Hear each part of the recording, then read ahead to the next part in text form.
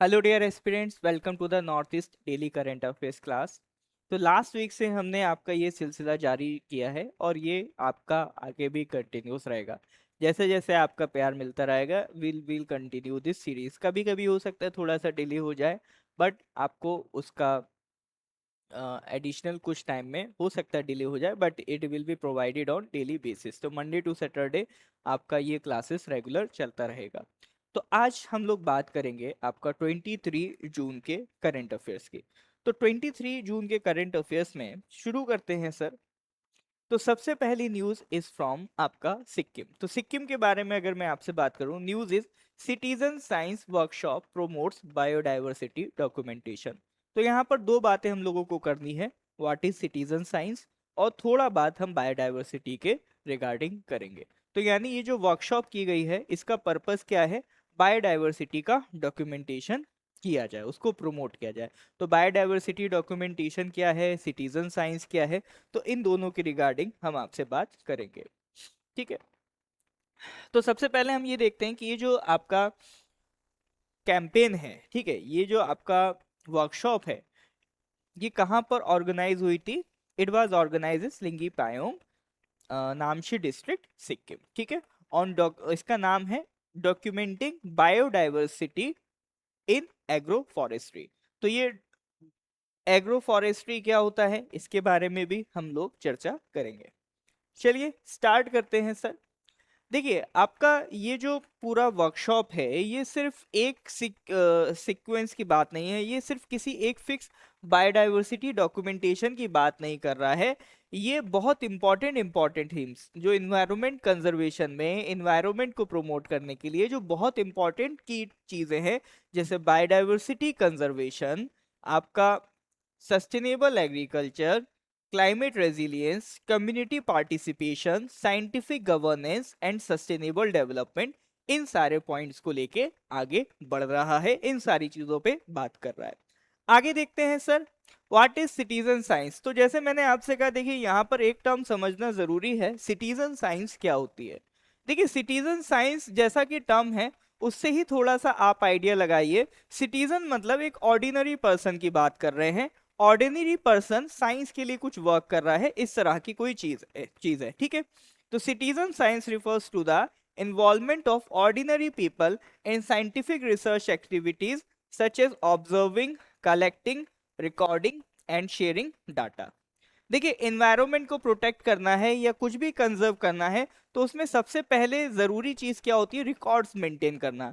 जैसे मान लीजिए हमें टाइगर कंजर्व करने हैं तो हमें उसकी पहले रिपोर्ट बनानी पड़ेगी कि इंडिया में कितने टाइगर्स हैं, किस रेट से उनका रिप्रोडक्शन होता है, किस रेट से उनका डेथ होता है, किन किन रीजन्स में टाइगर्स पाए जाते हैं, क्या क्या उनकी फेवरेबल कंडीशंस है, क्या क्या उनकी अनफेवरेबल कंडीशंस है। तो अगर हमें किसी चीज को कंजर्व करना है, प्रोटेक्ट करना है, तो हमें क्या बनाना पड़ेगा, एक रिकॉर्ड मेंटेन करना पड़ेगा। अब ये रिकॉर्ड जनरली कौन करता है, इन्वायरमेंटल ऑर्गेनाइजेशंस प्रिपेयर करती हैं। जैसे फॉर एग्जांपल टाइगर कंजर्वेशन के लिए हमारे पास कौन सी अथॉरिटी है, एनटीसीए। इसी तरह से यहाँ पर बात किसकी हो रही है कि जो साइंटिफिक रिसर्च एक्टिविटीज हैं उनके रिकॉर्ड मेंटेन की बात हो रही है। तो यहाँ पर बोला जा रहा है कि जरूरी नहीं है कोई इन्वायरमेंटल ऑर्गेनाइजेशन ही उससे डील करे। अगर हम ऑर्डिनरी सिटीजन्स को इन्वॉल्व कर लेते हैं तो कैसा रहेगा। तो सिटीजन साइंस बेसिकली क्या है, जब ये जो रिकॉर्ड कीपिंग है बायोडाइवर्सिटी कंजर्वेशन के लिए, इन सारी चीजों में जब ऑर्डिनरी सिटीजन का इन्वॉल्वमेंट हो जाता है तो उसको कहा जाता है सिटीजन साइंस। तो citizen science refers to the involvement of ordinary people in scientific research activities such as observing, collecting, recording and sharing data। ठीक है। तो यहां पर बायोडाइवर्सिटी कंजर्वेशन में citizens become the eyes and years of scientist. देखिए scientist क्या करेंगे, solution बनाएंगे। सॉल्यूशन कैसे बनाएंगे, बेस्ड ऑन द डेटा बनाएंगे। तो साइंटिस्ट को जो डेटा मिल रहा है वो कहां से मिल रहा है, ऑर्डिनरी पीपल से मिल रहा है। इसीलिए बोला गया है they become the eyes and years of the scientist. ये थोड़ा सा नया टर्म है, मुझे नहीं लगता अभी इससे पहले आपने सुना होगा शायद ये।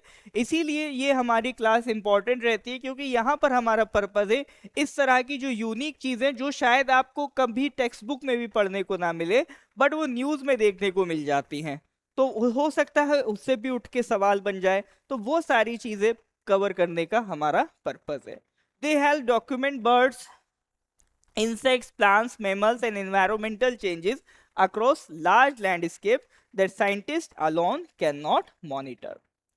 नेक्स्ट हम इसके एग्जाम्पल देखें, जैसे आम आदमी बर्ड साइटिंग्स को रिकॉर्ड करता है, बटरफ्लाई पॉपुलेशंस को मॉनिटर अगर कर रहा है, इन्वेजिव स्पीसीज को रिपोर्ट कर रहा है, तो ये सब कुछ एग्जाम्पल्स हैं किसके, सिटीजन साइंस के। तो that is about citizen science. Next आगे बढ़ते हैं, what are agro forestry system. अब ये एग्रो फॉरेस्ट्री सिस्टम क्या है? एग्रो फॉरेस्ट्री देखो, सबसे पहले तो आप इसके टर्म में ही जाओ, इसमें दो चीजें हैं, एक है वर्ड एग्रो, एक है फॉरेस्ट्री। एग्रो किससे रिलेटेड है सर? एग्रो रिलेटेड है एग्रीकल्चर, ठीक है। एग्रीकल्चर में क्या आ गया? आपका क्रॉप्स आ गए, या कुछ हद तक आप मान लो लाइव स्टॉक आ गया। दूसरा क्या है? फॉरेस्ट्री।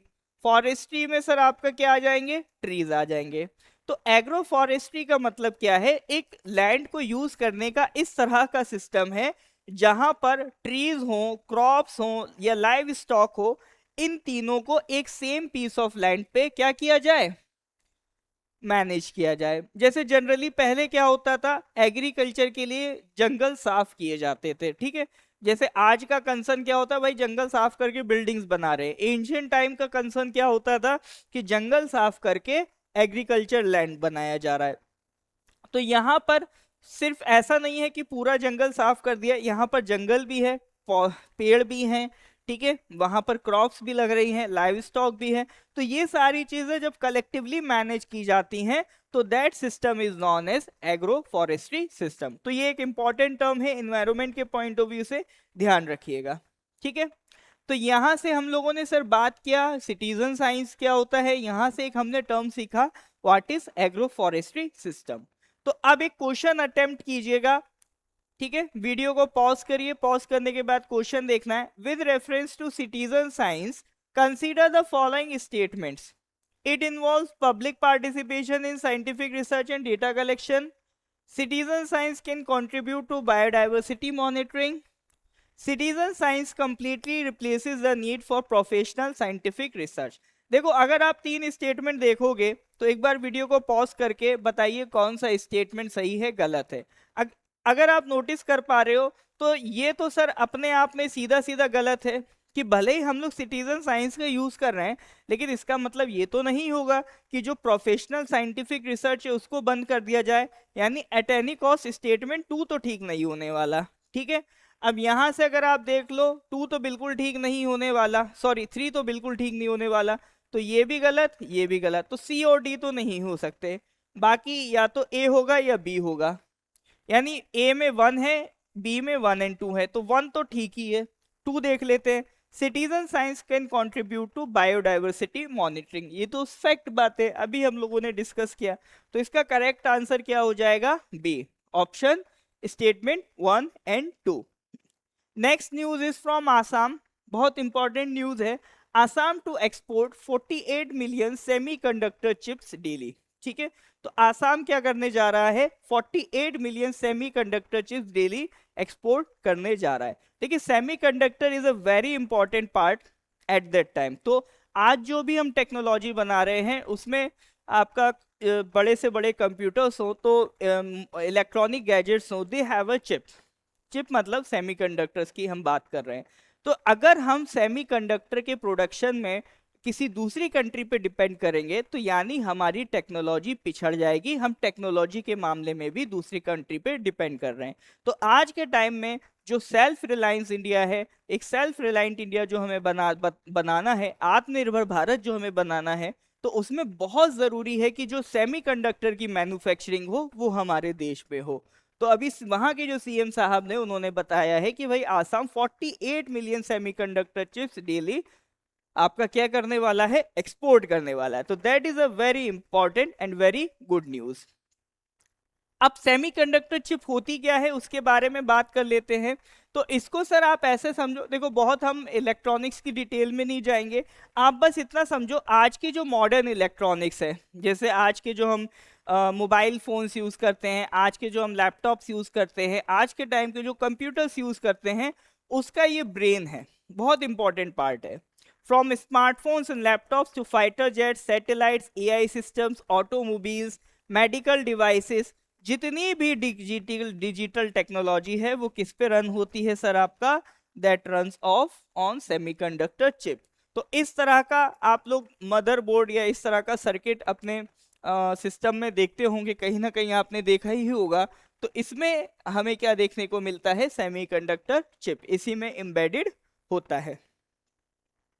नेक्स्ट हम बात करें, जो भी कंट्रीज सेमीकंडक्टर मैन्युफैक्चरिंग को कंट्रोल करती हैं, they control a significant part of the global technology system. तो ग्लोबल टेक्नोलॉजी उसी के हाथ में माना जाएगा जिसके हाथ में सेमीकंडक्टर की मैन्युफैक्चरिंग होगी, जिसके पास ये टेक्नोलॉजी सबसे एडवांस होगी। तो यहाँ क्या हो रहा है, एक टाटा इलेक्ट्रॉनिक्स ओसेट, ओसेट मतलब outsourced semiconductor assembly and test, ठीक है, ये फैसिलिटी बन रही है and that is expected to become one of India's largest semiconductor packaging and testing hub, ठीक है। तो टाटा ओसेट एक सेमीकंडक्टर मैन्युफैक्चरिंग में बड़ा नाम है हमारे देश में। नेक्स्ट हम बात करते हैं सेमीकंडक्टर इकोसिस्टम, यानी एक सेमीकंडक्टर हमें मैन्युफैक्चर करना है तो इसमें क्या क्या चीजें इन्वॉल्व होंगी। तो सबसे पहले तो सेमीकंडक्टर की जो चिप है उसको डिजाइन करना होगा, designing the architecture and functionality of the chip. तो इसमें high skilled engineers, research and development required होगा। दूसरा पार्ट इसमें क्या होता है, डिजाइनिंग के बाद फैब्रिकेशन आ जाता है, ठीक है। डिजाइनिंग के बाद दूसरा पार्ट क्या आ गया, फैब्रिकेशन आ गया, ठीक है। तीसरा पार्ट क्या है, असेंबली, पैकेजिंग एंड टेस्टिंग, ठीक है। तो आउटसोर्स जो हम लोग टाटा ओसेट है, आउटसोर्स मतलब इसकी जो असेंबली पैकेजिंग हमने क्या करा, आउटसोर्स कर दी, ठीक है। तो ओसेट मतलब असेंबली, पैकेजिंग एंड टेस्टिंग, ठीक है, ये तीसरा पार्ट है। यानी सबसे पहले हमने डिजाइन किया, फिर उसको फैब्रिकेट किया, फिर उसको असेंबल पैकेज करके टेस्ट किया। नेक्स्ट पार्ट इसमें क्या आता है, इलेक्ट्रॉनिक्स मैन्युफैक्चरिंग, यानी जो आपका चिप्स हैं, आपने जो चिप्स बनाई है उसको क्या किया जाता है, इंटीग्रेट किया जाता है स्मार्टफोन्स में, व्हीकल्स में, डिफेंस इक्विपमेंट्स में एंड अदर डिजिटल डिवाइसेस। तो सबसे पहले जो पूरा सेमीकंडक्टर का इकोसिस्टम है उसमें क्या क्या चीजें हैं, चिप को डिजाइन करना है, फैब्रिकेट करना है, फैब्रिकेट करने के बाद उसको असेंबल करना है, पैकेज करना है, टेस्ट करना है, देन हमें फिर उसको यूज करना है इलेक्ट्रॉनिक्स मैन्युफैक्चरिंग में, ठीक है। तो that is all about this news. Next हम बात करते हैं इंडिया के लिए, हमारे देश के लिए ये आपका जो सेमीकंडक्टर मैन्युफैक्चरिंग है क्यों इंपॉर्टेंट है। तो ध्यान रखिएगा सर, टेक इससे हमें क्या मिलता है, it gives us the technological sovereignty, ठीक है, ये हमको क्या दे रहा है, technological sovereignty. The Covid period expose the vulnerability of global semiconductor supply chains. तो कोविड 19 की वजह से ग्लोबल सप्लाई चेन पे बहुत असर पड़ा था, यानी किसी कंट्री से मान लीजिए हमारे पास सेमीकंडक्टर आने हैं, तो कोविड की वजह से वो जो ट्रांसपोर्टेशन था वो डिस्टर्ब हो गया। तो अगर हमारे देश को डिपेंड करना पड़ रहा है किसी और कंट्री पे, तो दैट इज नॉट गुड। तो टेक्नोलॉजिकल हम क्या हो जाएंगे, डिपेंडेंट कंट्री हो जाएंगे। तो अगर हम ये सब कर पाते हैं तो we could be a technological sovereign country, ठीक है।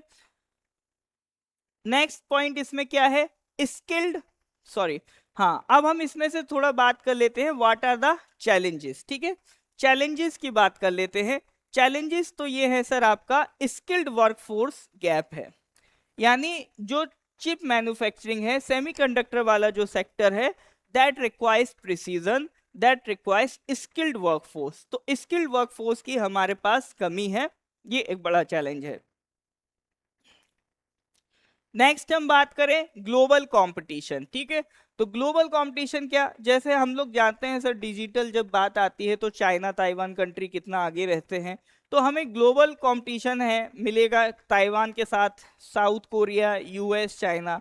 तो तो ये ऑलरेडी बिग जाइंट्स हैं इस सेक्टर में, तो हमको इनसे तगड़ा कंपटीशन मिलेगा। ठीक है, नेक्स्ट हम बात करें way forward. Way forward is skill ecosystem. हमें क्या करना होगा, एक स्किल इकोसिस्टम बनाना होगा, यानी जो सेमीकंडक्टर मैन्युफैक्चरिंग है उसके साथ साथ स्किल लेबर भी हमारा रेडी होता रहे। तो हमारी जो यूनिवर्सिटीज हैं उसमें सरकार इसको इंक्लूड करे, एक स्किल इंडिया मिशन इस पे फोकस करे, तब जाके हम इस पे अच्छा हाथ बैठा सकते हैं। दूसरा, रिसर्च एंड इनोवेशन। तो गवर्नमेंट्स को रिसर्च और इनोवेशन को फंड करना चाहिए। ऐसे स्टार्टअप्स जो चिप डिजाइनिंग करते हैं उनको एनकरेज करना चाहिए, उनको इंसेंटिवाइज करना चाहिए, ताकि देश भर में चिप मैन्युफैक्चरिंग क्या हो, स्ट्रांग हो। ठीक है, चलिए, तो that is all about this news. Next बढ़ते हैं अगले क्वेश्चन की तरफ। With reference to the semiconductor manufacturing consider the following statements. तीन स्टेटमेंट्स हैं, सही वाला पूछेगा। ठीक है, OSAT refers to the outsource semiconductor assembly and test, ये तो अभी हमने देखा, इसका यही मतलब है। Semiconductor chips are used only in consumer electronics. देखिए, प्रीलिम्स पॉइंट ऑफ व्यू से ध्यान रखिएगा, जहां पर भी ओनली इस तरह के वर्ड्स आ जाते हैं ना, तो इस तरह के स्टेटमेंट्स के सही होने की प्रोबेबिलिटी बहुत कम हो जाती है। ठीक है, तो semiconductor chips are use only in consumer electronics, ऐसा तो नहीं है सर। हमने देखा भाई डिफेंस वगैरह में भी यूज हो रहे, तो स्टेटमेंट टू तो गलत है। थ्री क्या कह रहा है, India semiconductor mission aims to strengthen domestic semiconductor capabilities. तो बिल्कुल सही बात है, हमारा मिशन क्या है, हमने ये तो नहीं कहा कि भाई चाइना को स्ट्रांग बनाना है। क्यों करना है ये सब, कि हमारा जो डोमेस्टिक सेमीकंडक्टर कैपेबिलिटी है वो इंक्रीज हो। तो ऑप्शन 1 और 3 विल बी द करेक्ट। तो ऑप्शन 1 और 3 कौन सा है, ऑप्शन बी। ठीक है, चलिए, यहां तक देखिए, अगर आप पहुंचे हैं तो वीडियो को अच्छा लग रहा है तो लाइक जरूर कर दीजिए, अपने कलीग्स के साथ डियर इसको शेयर जरूर कर दीजिए, because it takes a lot of effort, lot of research to deliver this content to you. तो हमारी भी टीम बैकएंड पे बहुत मेहनत करती है इसके लिए, वो उनको भी एक हौसला मिलेगा अगर आप इस वीडियो को प्रमोट करेंगे, इस वीडियो को अच्छा फीडबैक देंगे, या इसके रिगार्डिंग आपको कुछ भी चेंजेस सजेस्ट करने हैं तो डेफिनेटली चेंजेस सजेस्ट कीजिए, ताकि आने वाली क्लासेस में हम उसको और बेटर इफेक्टिव तरीके से आपके सामने लेके आ सके। आफ्टर ऑल ये सारा जो कंटेंट बन रहा है ये आप ही के लिए बन रहा है, अगर आप ही नहीं पसंद करेंगे तो उसका क्या मतलब है। तो ये क्लासेस आप ही के सपोर्ट से चल रही हैं, तो अपना सपोर्ट इसमें बनाए रखें। चलिए सर, आगे बढ़ते हैं नेक्स्ट न्यूज की तरफ। Next news is from Manipur. Mayol campaigns for clean politics. Mayol क्या है सर, ये एक ऑर्गेनाइजेशन है, मणिपुर यूथ लीग। वो बात कर रहे हैं कि क्लीन पॉलिटिक्स होना चाहिए। जैसे इंडिया में एक बड़ा प्रॉब्लम माना जाता है वोट खरीदने का, कि कई बार पॉलिटिशियंस क्या करते हैं, कोई लालच दे के, कोई फ्री भी दे के, कुछ पैसा दे के, कुछ इस तरह से वोट्स को परचेज करते हैं। तो ये जो मणिपुर यूथ लीग है, इनका कैंपेन इसी पे फोकस है, politics vote for national regeneration. वो सिटीजन से अर्ज कर रहे हैं कि अपना जो वोट है वर्दी लीडर्स को दो, ना कि उसको दो जो आपको पैसा दे रहा है। ठीक है, अपना वोट सेल मत करिए, ये आपका एक एक्सक्लूसिव राइट है, इसको जरूर यूटिलाइज कीजिए। ठीक है, तो एक पोस्टर्स इस तरह के चल रहे हैं जिसमें मैसेज लिखा जा रहा है, be are responsible citizen and don't sell your vote, secure the future, that were displayed on public transport vehicles in Imphal. तो ये एक अच्छा इनिशिएटिव उठाया है मायोल ने।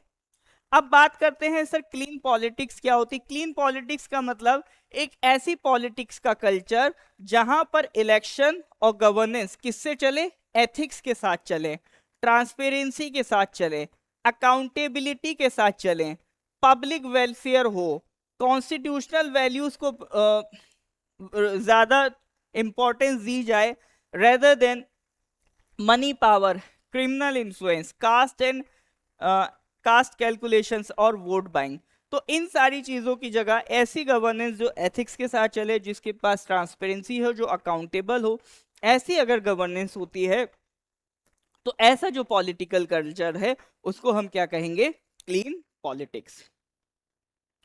नेक्स्ट हम बात करते हैं why such campaigns matter today, ये आज के लिए क्या सिग्निफिकेंस रखते हैं। देखिए सर, आज के टाइम में हम सब इस बात से एग्री करेंगे कि मनी पावर का इन्फ्लुएंस काफी बढ़ गया है। आज के टाइम में इलेक्शन सिर्फ इस बात पे नहीं जीता जाता है आपने कितना काम किया है, इस बात पे भी जीता जाता है कि आपने कितना खर्चा किया है। इलेक्शन कमीशन की कोशिश कई बार रहती है कि जो एक्सपेंसेस हैं इलेक्शंस के उसको कंट्रोल में लाया जाए, बट धीरे धीरे जो एक्सपेंसेस हैं वो बढ़ते जा रहे हैं।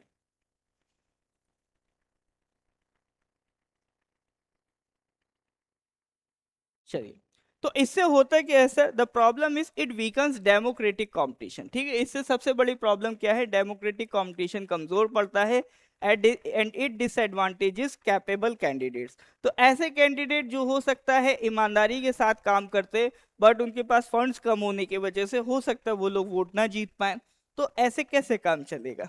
ठीक है, नेक्स्ट हम बात करते हैं क्रिमिनलाइजेशन ऑफ पॉलिटिक्स। तो पैसे के अलावा, मनी पावर के अलावा एक बड़ी प्रॉब्लम क्या हो गई है, क्रिमिनलाइजेशन हो गई है पॉलिटिक्स। क्यों? क्योंकि ऐसे कैंडिडेट जो क्रिमिनल चार्जेस फेस कर रहे हैं वो भी इलेक्शंस कॉन्टेक्स्ट करते हैं। अगर हम अपनी लोकसभा उठा के देखें, एक बहुत अच्छा वेटेज ऑफ पॉपुलेशन कौन है, परसेंटेज लोकसभा मेंबर्स का, वो लोग हैं जिनके खिलाफ कोई ना कोई क्रिमिनल केसेस रिकॉर्ड हैं। तो इसके रिगार्डिंग एक ऑर्गेनाइजेशन है ADR, association for democratic reforms, ये आपका लगातार इस पे काम करता है, इसके बारे में रिपोर्ट देता है कि कितना परसेंटेज हमारा एमपीज है, एमएलएज है जिनके अगेंस्ट क्रिमिनल केसेस हैं और जिनके against heinous crimes, serious crimes के केसेस चल रहे हैं। तो ऐसे लोग अगर ऑब्वियसली बात है गवर्नेंस में आएंगे तो हमको भी पता है वो कितना हमारे भले का काम करेंगे। नेक्स्ट आता है वोटर अपाती। ठीक है, देखिए एक प्रॉब्लम ये है कि लोग कई बार इतना गिव अप भी कर चुके, उनको लगता है देखो मेरे वोट देने से तो फर्क नहीं पड़ेगा, तो वोट देने ही नहीं जाएंगे। इसलिए देखा जाता है कि urban areas often witness low voter turnout despite higher literacy rate. देखिए अगर वोट देने का जो आपका रीजन है वो सिर्फ एजुकेशन से कनेक्ट होता, तो लोअर टर्नआउट हमें अर्बन एरियाज में देखने को मिल रहा है, क्योंकि जितना लोग पढ़ रहे हैं वो अवेयर हो रहे हैं, लेकिन उनकी अवेयरनेस किस डायरेक्शन में जा रही है कि भाई कुछ भी नहीं होने वाला, पॉलिटिक्स नहीं चेंज होगी। तो अगर इसी तरह से चलता रहेगा, लोग वोट ही नहीं देंगे, तो बिना वोट के सरकारें बनेंगी, तो क्या मतलब रह जाएगा। ठीक है, तो इसीलिए अवेयरनेस कैंपेन्स होने चाहिए that encourage citizens to see voting as a civic duty rather than a one day event. Next हम बात करेंगे ये क्लीन पॉलिटिक्स में क्या क्या चैलेंजेस है। एक बड़ा चैलेंज क्या है, वोट खरीद लिए जाते हैं। ठीक है, तो बहुत सारी वर्नरेबल, इकोनॉमिकली वर्नरेबल कम्युनिटीज हैं, मान ली कोई कम्युनिटी ऐसी इसके पास पैसे की कमी है, तो वो सोचे कि आगे 10 सालों में कौन ही क्या करेगा, अभी पैसा मिल रहा है ले लो। तो शॉर्ट टर्म इंसेंटिव्स लोगों को इन्फ्लुएंस करते हैं और वो वोटिंग बिहेवियर चेंज करते हैं। तो ऑब्वियसली बात है अगर कोई पैसा लेके वोट करेगा तो जो डेमोक्रेटिक डिसीजन मेकिंग है उस पर तो असर पड़ेगा। नेक्स्ट होता है identity based politics. Voting decisions are sometimes influenced by caste, religion, ethnicity और clan affiliations rather than governance performance. कई बार लोग इस एक व्यक्ति को इसलिए नहीं वोट देते हैं कि वो काम अच्छा करेगा, ये किस तरह का पर्सन है, सिर्फ इसलिए वोट दे देते हैं कि वो उनके कल्चर से रिलेट है, वो उनके कास्ट का है, वो उनके रिलीजन का है, इस बेसिस पे भी कई बार वोट दिए जाते हैं। नेक्स्ट आता है वे फॉरवर्ड।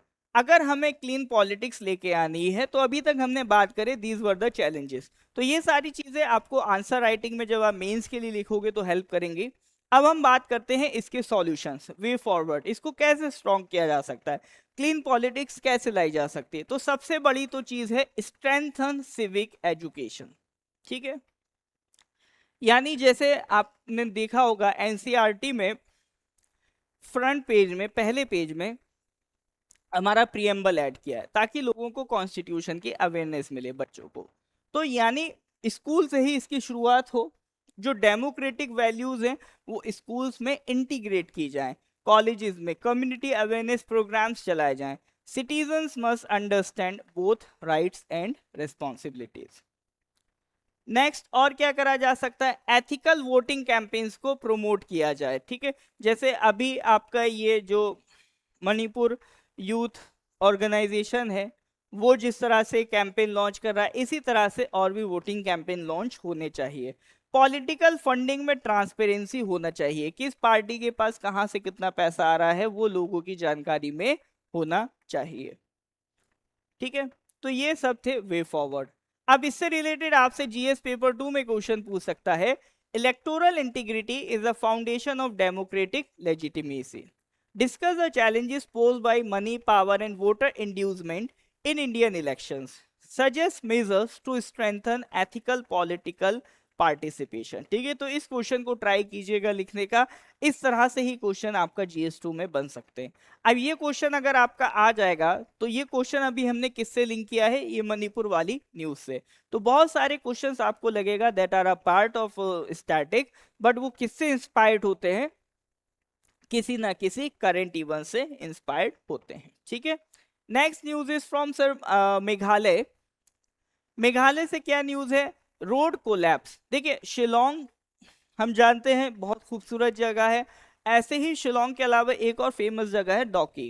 तो शिलोंग से डॉकी का एक जो रूट है वहां पर क्या हुआ है, टेम्परेरी डाइवर्जन बनाना पड़ रहा है, किस वजह से, उस रोड को रीस्टोर करने के लिए, क्योंकि अभी हुआ क्या है, वो रोड आपका थोड़ा सा कोलैप्स कर गया है। The recent road collapse and landslide disruptions on Shillong Dawki corridor in Meghalaya have forced the government to propose a temporary diversion to restore connectivity। अब ये जो आपका रोड टूट गया, ठीक है सर ये सब तो चलता रहता है, हमको न्यूज में क्यों पढ़ा रहे हो, यहां पर मैं एक एग्जामिनेशन पॉइंट ऑफ व्यू से आपसे बात करना चाह रहा हूं कि ये सिर्फ रोड की टूटने की बात नहीं है, ये एक इंफ्रास्ट्रक्चर के लॉस की बात है कि एक इंपॉर्टेंट की रूट जब डिस्टर्ब होता है तो क्या क्या रीजंस होते हैं उसके डिस्टर्ब होने के, और उनके क्या क्या कॉन्सिक्वेंसेस हो सकते हैं, उनको हमें समझना है यहाँ पर इस वीडियो में, ठीक है। तो एग्जाम पर्सपेक्टिव से ये एक बड़ा चैलेंज है, balancing infrastructure development, ecological fragility, disaster resilience, tourism, border trade और regional connectivity in North East India. तो यहाँ पर जो इंफ्रास्ट्रक्चर है, जो रोड है, उसके टूटने की वजह क्या है, लैंडस्लाइड। तो लैंडस्लाइड होने का मतलब है कि हमें ऐसी रोड्स बनानी है जो लैंडस्लाइड्स को झेल पाए। तो यानी हमें कैसा इंफ्रास्ट्रक्चर चाहिए, आपका रेजिलियंट, डिजास्टर रेजिलियंट इंफ्रास्ट्रक्चर चाहिए। लेकिन यहाँ पर एक बड़ा चैलेंज क्या है, इकोलॉजिकल फ्रेजाइलिटी, कब क्या हो जाए, कब कैसा लैंडस्लाइड हो जाए, वी डोंट नो। तो उसको यहाँ पर मैनेज करना है। और बॉर्डर रीजन से तो बॉर्डर ट्रेड भी इफेक्ट होगा, रीजनल कनेक्टिविटी भी इम्पैक्ट होगी। तो वही हम बात करेंगे, ये शिलोंग दाउकी रोड क्यों इंपॉर्टेंट है। तो मैप में अगर आप देखेंगे तो ये जो लोकेशन है सर, ये है आपका दौकी। तो आप देख सकते हैं कि ये मेघालय बांग्लादेश बॉर्डर पर ये लोकेटेड है। दूसरा है आपका शिलोंग, तो शिलोंग से दौकी को कनेक्ट करने वाली रोड है। ये सिर्फ रोड नहीं है, ये एक इंपॉर्टेंट बॉर्डर ट्रेड बांग्लादेश के साथ कनेक्ट करता है, ठीक है। तो यहां से कनेक्टिविटी स्ट्रेंथन करती है इंडिया की act east policy and regional integration. Next हम बात करें, ये रोड इसलिए भी इंपॉर्टेंट है क्योंकि टूरिज्म इस रोड के थ्रू होता है, तो टूरिज्म मेघालय की बैकबोन है, तो ये रोड डिस्टर्ब होने का मतलब है टूरिज्म डिस्टर्ब होगा। और क्या पॉइंट्स हैं सर इसमें, और ध्यान रखेंगे challenges, what are the challenges highlighted by the incident. एक तो हमें ये दिख रहा है कि इंफ्रास्ट्रक्चर कितना वल्नरेबल है, हमने बढ़िया रोड बनाई लेकिन लैंडस्लाइड हुआ, रोड टूट गया। तो माउंटेन रीजन्स में जो रोड्स हैं they are highly expose to landslides, erosions and rock falls. तो मेंटेनेंस कॉस्ट भी जनरली हाई रहती है, तो ये एक बड़ा चैलेंज है। और क्या चैलेंज है, इन्वायरमेंट वर्सेस डेवलपमेंट, क्योंकि देखो सर इन्वायरमेंट के हिसाब से आप चलोगे तो आप डेवलपमेंट नहीं कर पाओगे, क्योंकि इन्वायरमेंट के हिसाब से तो भाई रोड ही मत बनाओ। तो हमें इन्वायरमेंट भी प्रोटेक्ट करना है, लेकिन इसका मतलब ये नहीं कि हम रोड ना बनाएं, रोड भी जरूरी है, दोनों इंपॉर्टेंट पार्ट है। तीसरा, ये सारी चीजें इकोनॉमी को नुकसान पहुंचाते हैं, जैसे रोड खराब हो गया, टूरिज्म दिक्कत हो गया, ट्रेड दिक्कत हो गया, तो it causes economic disruptions. These are the challenges faced, ठीक है। नेक्स्ट हम बात करते हैं वे फॉरवर्ड, इन चैलेंजेस को कैसे डील किया जा सकता है। तो first point is we have to build climate resilient roads. Use advance slope stabilisation technologies, improve retaining walls, bio engineering techniques and drainage systems. यानी जो हमारी रोड्स हों, अब तो हमारे पास देखो इंफ्रास्ट्रक्चर इंप्रूव हो रहा है, तो हमारी टेक्नोलॉजी भी इंप्रूव हो रही है, तो टेक्नोलॉजी को पॉजिटिव वे में यूज करके ऐसी रोड्स बनानी है जो क्लाइमेट रेजिलिएंट हो। ठीक है, बायो इंजीनियरिंग यूज कीजिए इस तरह से। नेक्स्ट हम बात करेंगे लैंडस्लाइड अर्ली वार्निंग सिस्टम। एक रियल टाइम रेनफॉल मॉनिटरिंग हो, जिसके थ्रू हम प्रिडिक्ट कर पाए कि हाँ बहुत ज्यादा बारिश हो गई तो लैंडस्लाइड हो सकता है। तो लैंडस्लाइड अर्ली वार्निंग सिस्टम अगर बन जाए तो लोगों को पहले वहां जाने से रोका जा सकता है, उसके लिए पहले से ही प्रिकॉशन लिया जा सकता है। अगर हम किसी डिजास्टर को होने से नहीं रोक सकते तो एटलीस्ट प्रिकॉशन लेके उसके डैमेजेस को कंट्रोल कर सकते हैं। ठीक है, दूसरा आपका नेचर बेस्ड सॉल्यूशंस होने चाहिए, यानी एफोरेस्टेशन एंड स्लोप वेजिटेशन। ठीक है, जो हमारे स्लोप्स हैं, लैंड आपका माउंटेन्स हैं, उसमें जितना पेड़ पौधे होंगे तो पेड़ों की जो रूट्स होती हैं वो सॉइल को उतना टाइटली बाइंड करके रखती हैं, जिसकी वजह से आपका जो लैंडस्लाइड है उसके चांसेस कम हो जाते हैं। तो solution should not only be in technology, solution should also be nature based. तो जो वाटर शेड मैनेजमेंट है, ये सारी चीजों पे हमें फोकस करना चाहिए। कमेंट में मेरे को एक्सप्लेन कीजिएगा what is water shade management, नहीं तो इसको एक बार देखिएगा, कोई डाउट हो तो पूछेगा, we will discuss in the next class. आगे बढ़ते हैं सर, मेंस। ये आपका डिजास्टर मैनेजमेंट से रिलेट करता है, आपका टॉपिक GS3 में। The increasing frequency of infrastructure disruption in India's hill regions highlights the need for climatic resilient development, discussed in the context of recent Shillong Doki Road collapse and restoration efforts।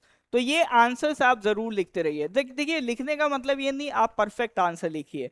अगर आप mains के लिए prepare कर रहे हैं, आपका भी target है अपना स्टेट का PCS निकालना, तो आंसर आपने जो भी टॉपिक्स पढ़े उससे रिलेटेड आपको जो भी लिखता है लिखना शुरू कीजिए। ठीक है, एटलीस्ट लिखना शुरू करने से ही धीरे धीरे आपका प्रैक्टिस करने से चीजें इंप्रूव होंगी। तो ये आपको मैं बहुत अच्छी शुरुआत दे रहा हूँ, खासतौर से जिनको आगे अगली सालों में ये एग्जाम देना, तो उनको बहुत अच्छी शुरुआत यहाँ से मिल सकती है। डेली आपको न्यूज़ भी मिल रहा है, न्यूज़ के साथ साथ आपको क्वेश्चन प्रैक्टिस के लिए मिल रहा है, और अगर आप लोग इसमें सपोर्ट करेंगे तो आगे हम ऐसा अरेंजमेंट भी करेंगे कि जहां पर आपकी आंसर राइटिंग भी रेगुलर चेक होती रहे। बट अभी जरूरी है लिखना शुरू कीजिए। ठीक है, तो पहला पार्ट है लिखने का, एक अपना हैबिट बनाइए ताकि रेगुलर क्वेश्चंस प्रैक्टिस आपकी चलती रहे। नेक्स्ट न्यूज पे आते हैं। Next news is from Tripura. Waste can not be dumped anywhere warns doctor Saha.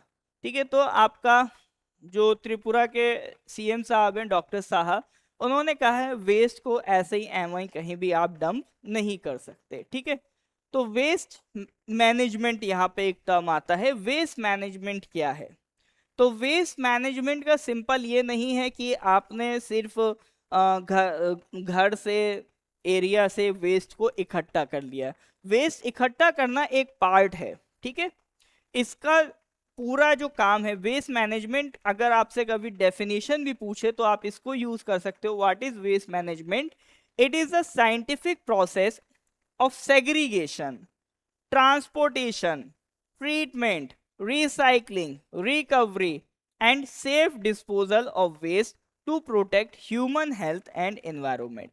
यानी जो अलग अलग वेस्ट आता है सबसे पहले सेग्रीगेट करना, dry waste, waste, wet waste, electronic waste, plastic waste, सबसे पहले सेग्रीगेट करो, उसको अकॉर्डिंगली ट्रांसपोर्ट करो, फिर उसको ट्रीट करके रिसाइकिल किया जाए। ठीक है, फिर उससे रिसाइकिल करके कुछ नए प्रोडक्ट्स बना के उसको रिकवर किया जाए। बाकी उसके अलावा जो छोटा मोटा अदर सेफ आपका जो वेस्ट बच गया तो उसको सेफली कहीं एक जगह पर डिस्पोज ऑफ कर दिया जाए, ऐसा नहीं खुले में छोड़ दिया जाए। तो जब ये पूरा प्रोसेस किया जाएगा that is waste management, this is not waste management. ठीक है, आई होप यहां तक बात समझ में आ रही है। क्लियर है तो give me a thumbs up. Next point, अब CM साहब ने इस बात को इसलिए भी एम्फेसाइज किया है कि भाई एक फंडामेंटल प्रिंसिपल क्या है एनवायरनमेंट गवर्नेंस का, वेस्ट अपने आप गायब नहीं होता है, ये सिर्फ लोकेशन चेंज करता है। वेस्ट को जब तक आप ट्रीट नहीं करोगे, वेस्ट को जब तक आप मैनेज नहीं करोगे, तो ये प्रॉब्लम खत्म नहीं होने वाली। दिल्ली में जो एक कूड़े का पहाड़ है वहां तक ये पहुंच जाएगी। तो दिल्ली के कूड़े का पहाड़ इसका बेस्ट एग्जाम्पल है कि वेस्ट को अगर आपने ट्रीट नहीं किया ये अपने आप गायब नहीं होगा, ये बस एक्यूमुलेट होता रहेगा। ठीक है, नेक्स्ट मैं आपसे बात करूं कि अपने लिए ये न्यूज़ क्यों इंपॉर्टेंट है।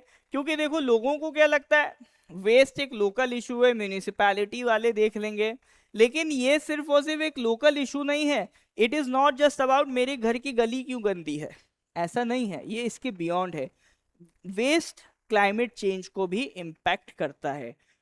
It is linked with climate change, public health, urban planning, water security, biodiversity and आपका गवर्नेंस। जब गार्बेज रैंडमली डंप किया जाता है तो उससे क्या होता है, आपका जो रेन वाटर है, ठीक है, मान लो कहीं भी गार्बेज रैंडमली डंप कर दिया तो बारिश हुई, तो बारिश क्या करेगी, वेस्ट को रिवर्स में ले जाएगी, रिवर्स को पॉल्यूट करेगी। ठीक है, वो आपका जो ग्राउंड वाटर है, वेस्ट के भी छोटे छोटे पार्टिकल्स टूट के धीरे धीरे ग्राउंड वाटर में एंटर करेंगे। ठीक है, जो आपका वेस्ट कहीं पे डिकम्पोज हो रहा होगा उसमें से मीथेन गैस निकलेगी, और मीथेन क्या करती है, ग्लोबल वार्मिंग क्रिएट करती है। तो आज के टाइम में जो हम ग्लोबल वार्मिंग देख रहे हैं या कहीं कहीं पे यूरेनियम की मात्रा ग्राउंड वाटर में बढ़ रही है, तो ये सारी चीजें क्यों हैं, क्योंकि हम वेस्ट मैनेज नहीं कर पा रहे हैं। इसी के रिगार्डिंग ये आपका न्यूज है। आगे अगर मैं बात करूं, एक simple act of dumping waste becomes an environmental, economic and health challenge simultaneously. यानी वेस्ट को आपने ऐसे डंप कर दिया, छोड़ दिया, तो ये सिर्फ एनवायरमेंट का नहीं, इकोनॉमी का भी और हेल्थ के लिए भी चैलेंज बन जाएगा। नेक्स्ट हम बात करते हैं नॉर्थ ईस्ट के पॉइंट ऑफ व्यू से ये बात क्यों इंपॉर्टेंट है, या नॉर्थ ईस्ट इंडिया के पॉइंट ऑफ व्यू से वेस्ट मैनेजमेंट क्यों इंपॉर्टेंट है। क्योंकि देखो north East India is a very ecologically sensitive area. Environmental reasons है यहाँ पर, फ्रेजाइल इकोसिस्टम है, रेनफॉल बहुत ज़्यादा है, रिवर बेस्ड सेटलमेंट्स है, बारिश ज़्यादा रहेगी ये रिवर्स में पॉल्यूशन लेके जाएगी, रिवर्स पॉल्यूट करेगी, हिली एरिया है, बायोडाइवर्सिटी रिच लैंडस्केप है। तो यहाँ पर जो नुकसान होगा सिर्फ एक या दो स्पीशीज को नहीं, मल्टीपल जो स्पीशीज हैं सबको ये इफेक्ट करेगा। तो इसीलिए यहाँ नॉर्थ ईस्ट में वेस्ट मैनेजमेंट और सिग्निफिकेंट हो जाता है। ठीक है, तो improper waste disposal can quickly affect forest, rivers and agricultural areas. I hope यहाँ तक बात आपको समझ आ रही होगी।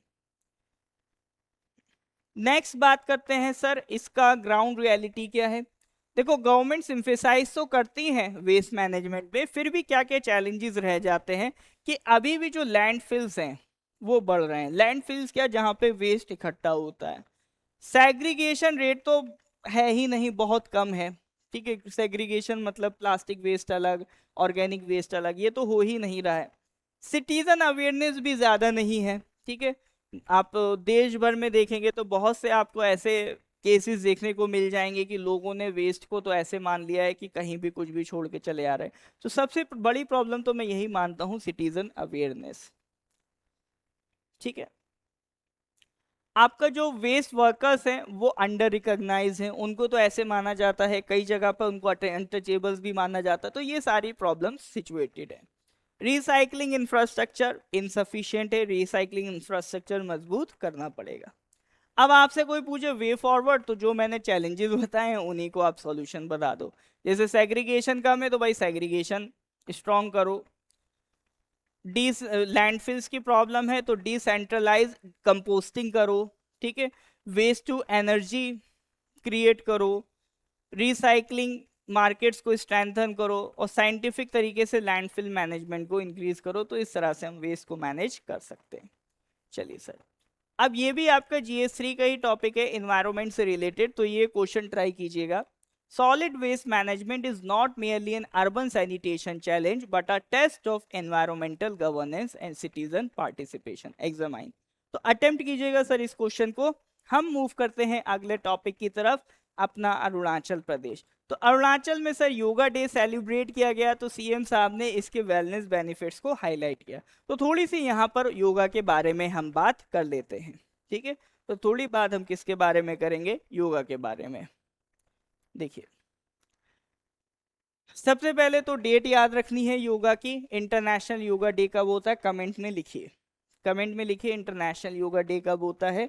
ये इंपॉर्टेंट डेट है, अपना अरुणाचल के एग्जाम्स में ये इस तरह के सवाल आते रहते हैं।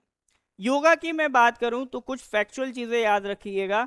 ये योगा जो टर्म आया है ये आया है from the word use. Use का मतलब होता है यूनाइट होना। तो योगा में क्या यूनाइट हो रहा है सर? योगा में हमारी बॉडी, हमारा माइंड, हमारा इंटेलेक्ट और हमारा कॉन्शियसनेस, इन सब का हमें यूनियन देखने को मिलता है। और इसमें एक जो बड़ा की रोल माना जाता है वेदों के हिसाब से आप देखेंगे पतंजलि। ठीक है, योगा में एक बड़ा रोल किसका माना जाता है? पतंजलि। पतंजलि ने ही आपका जो संस्कृत की ग्रामर भी दी है। तो वेद लिटरेचर जब आप पढ़ेंगे तो पतंजलि का नाम आप जरूर सुनेंगे। ठीक है, नेक्स्ट मैं आपसे बात करूं, यहां पर हमें क्या देखने को मिलता है? Physical discipline, mental clarity, emotional resilience और स्पिरिचुअल अवेयरनेस, ये सारी चीजों को योगा प्रमोट करता है। तो यूनाइटेड नेशंस ने 21 जून को अडॉप्ट किया है as a international yoga day following India's proposal. Next मैं आपसे बात करूं, अरुणाचल में ये सेलिब्रेशन क्यों मैटर करता है? क्योंकि ये सिर्फ और सिर्फ एक सेलिब्रेशन नहीं है, ये हेल्थ केयर को भी प्रमोट कर रहा है। जितना हम योगा करेंगे, फिजिकली फिट रहेंगे, ऑब्वियसली बात है डॉक्टर्स का कम जरूरत पड़ेगा।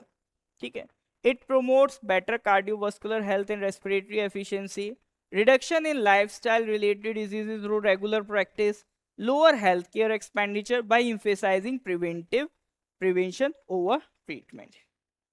नेक्स्ट इज कनेक्शन क्या है सर? ये गवर्नमेंट का भी जो फोकस है प्रिवेंटिव हेल्थ केयर, मतलब गवर्नमेंट करी जरूरी है कि तुम्हें हॉस्पिटल जाके ही ठीक होना पड़े, पहले ही प्रिवेंशन ले लो, prevention is better than cure. तो गवर्नमेंट कह रही क्योर तो चलो हम तुम्हें देंगे ही, लेकिन प्रिवेंशन पे भी फोकस करो। तो जो गवर्नमेंट का फोकस है कि हेल्थ इशू क्रिएट ही ना हो, उस इनिशिएटिव से भी अलाइन होता है। ठीक है, और भी इनिशिएटिव्स हैं जैसे आयुष्मान भारत, वेलनेस सेंटर्स, उनके साथ भी ये अलाइन होता है। नेक्स्ट हम बात करें, ये हमारा देखो कल्चर जो डिप्लोमेसी है, जैसे एक बार हमने बात किया था कि कल्चरल डिप्लोमेसी क्या होता है, कि हम अपना इंटरनेशनल फ्रंट पे कल्चर रिप्रेजेंट करते हैं। तो किसी कंट्री को वो कल्चर पसंद आता है, वो उसको अडॉप्ट करता है, तो वो इनडायरेक्टली हमारे बारे में अच्छा सोचेगा, ये हमारी सॉफ्ट पावर को प्रमोट करेगा। तो ऑटोमेटिकली उसके साथ हमारे रिलेशंस क्या होंगे? बेटर होंगे। तो हमारा जो कल्चरल डिप्लोमेसी है और सॉफ्ट पावर है, इसको भी ये बढ़ाता है।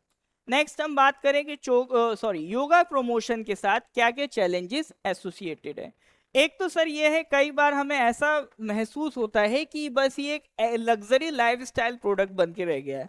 लोग some of the time just show off के लिए, रील बनाने के लिए योगा कर रहे हैं, बट जो एक्चुअल पर्पस है उसको मिस कर रहे हैं।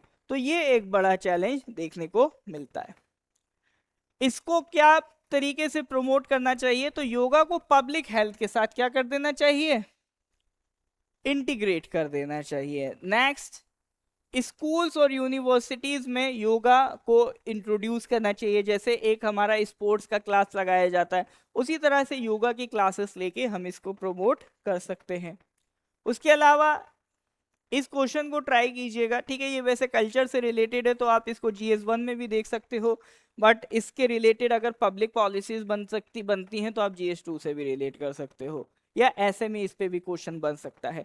तो yoga represents the convergence of India's cultural heritage and contemporary public health priorities discuss. ठीक है, तो इस क्वेश्चन को अटेम्प्ट कीजिएगा। मूव करते हैं सर, आज का last news that is from Nagaland, workshop on indigenous cow breeds held. ठीक है, तो नागालैंड में जो इंडिजीनियस काउ ब्रीड्स हैं उनके कंजर्वेशन के लिए वर्कशॉप लगाई गई। ठीक है, तो कहाँ पर ऑर्गेनाइज हुआ था? At the veterinary college Jalukie, Nagaland, to promote awareness and strengthen conservation efforts for native cattle genetic resources. Next में इसमें आपसे बात करूं, what is conservation of indigenous cow breeds, ये क्या है? बेसिकली जो हमारी इंडिजिनाइज काउ ब्रीड्स हैं उसको कंजर्व करना है। ठीक है, इंडिजीनियस काउ ब्रीड्स क्या है? These are cattle varieties that have evolved over centuries under local climate and geographical conditions. यानी ये वो ब्रीड्स हैं जो हमारे देश में सालों से टाइम टू टाइम क्या हुई हैं? इवॉल्व हुई हैं, depending on the changing climate and geographical conditions. तो इनकी अपनी खुद की यूनिक जेनेटिक ट्रेट्स होती हैं, जैसे कि हीट टॉलरेंस। मान लो आप कोई फॉरेन ब्रीड की गाय ले आएंगे तो वो हो सकता है यहाँ का टेम्परेचर बर्दाश्त ना कर पाए, बट हमारी जो इंडिजीनियस ब्रीड्स हैं वो इवॉल्व ही यहाँ के अकॉर्डिंग हुई हैं। तो वो हीट टॉलरेंस बर्दाश्त कर जाएंगी, they will be disease resistance, they will have the ability to survive on low quality fodder and adaptability too harsh environments. ठीक है, जैसे हम इंडिया के लोग भी यहाँ के अकॉर्डिंगली अडेप्ट हो गए, यहाँ के क्लाइमेट के अकॉर्डिंगली हम किसी और देश जाएंगे, हो सकता नहीं हो पाए, सेम इसी तरह का कंडीशन इंडिजीनियस ब्रीड्स का है। तो हमारी जो ब्रीड्स हैं हमारी कंडीशन के अकॉर्डिंगली इवॉल्व हो गई हैं। मान लो इनको अगर आपने सेव नहीं करा, ये गाय नहीं बचेंगे, आपने सोचा हम फॉरेन से गाय ले आएंगे, हो सकता है वो सर्वाइव ही ना कर पाए। तो दैट इज नेसेसरी कि हमारी जो इंडिजीनियस काउ ब्रीड्स हैं उनको कंजर्व किया जाए। तो इसके लिए अगर मैं आपसे बात करूं करंट स्टेटस क्या है, कुछ नोटेबल ब्रीड्स हमारी जिनको हम इंडिजीनियस ब्रीड्स कहते हैं उनके नाम याद रखिएगा, जैसे गिर है, सहीवाल है, थरपरकर है, रेड सिंधी है एंड ओनगोल है। नेक्स्ट मूव करते हैं सर आपका गवर्नमेंट के एफर्ट्स। तो इंडिजीनियस काउ ब्रीड्स को सेफ रखने के लिए, कंजर्व रखने के लिए गवर्नमेंट भी मल्टीपल एफर्ट्स कर रही है। जैसे एक राष्ट्रीय गोकुल मिशन है, एक ऑर्गेनाइजेशन बनाई गई है national bureau of animal genetic resources, Gokul grams हैं, इंडिजीनियस ब्रीड इंप्रूवमेंट प्रोग्राम्स हैं, genomic conservation and breed registration initiatives हैं। तो ये इस तरह के कुछ इनिशिएटिव्स लिए गए हैं गवर्नमेंट के द्वारा। दूसरा हम क्या कर सकते हैं इसको कंजर्व करने के लिए वे फॉरवर्ड में, तो ब्रीड बेस्ड डेवलपमेंट होना चाहिए। ठीक है, यानी instead of replacing indigenous breeds, scientific breeding should improve there productivity while preserving genetic purity. ठीक है, इंसेंटिवाइज करना चाहिए फार्मर्स को, जो फार्मर्स उनको पालते हैं रखते हैं उनको इंसेंटिवाइज करो ताकि उनको प्रॉफिट लगेगा, तभी उनको वो और अच्छे से मेंटेन रखेंगे। कम्युनिटी पार्टिसिपेशन जरूरी है। ठीक है, लोकल कम्युनिटीज को भी मिलकर इसमें काम करना चाहिए। साथ ही साथ टेक्नोलॉजी के साथ इंटीग्रेट कर सकते हैं, यानी अलग अलग तरीके से उन ब्रीड्स को हम किस तरह से ट्रैक कर पाएं, genomic mapping, artificial insemination, digital breed registries, ये सब स्ट्रेंथन करते हैं कंजर्वेशन एफर्ट्स को। अब ये सब आप बहुत सारे टर्म्स पढ़ रहे होंगे, जेनोमिक मैपिंग ये सब, तो इसको सर्च कीजिएगा क्या मीनिंग होता है। अगर मैं हर एक टर्म बताने लग गया तो क्लास तो कभी खत्म ही नहीं होगी। तो ये टर्म्स लगभग रिपीट होते रहते हैं, आने वाली क्लासेस में हम इसके भी मीनिंग डिस्कस करेंगे। तो मेरा पर्पज़ ये है करंट अफेयर्स की, ये नॉर्थ ईस्ट की जो आप क्लास करोगे इसमें नॉर्थ ईस्ट के बारे में आपको पूरा अवेयरनेस मिलेगा, किस स्टेट में क्या चीज़ चल रही है। दूसरा उससे रिलेटेड जो हमारे स्टैटिक के फैक्ट्स हैं वो मैं आपके मजबूत करा दूंगा। ठीक है, तो जितनी भी स्टैटिक से रिलेटेड चीज़ें हैं वो भी हम यहाँ पर कनेक्ट करते हुए चलेंगे। तो ये क्लास बात छोड़िए बहुत इंपॉर्टेंट है, बिलीव मी आपको बहुत कुछ सीखने को मिलेगा।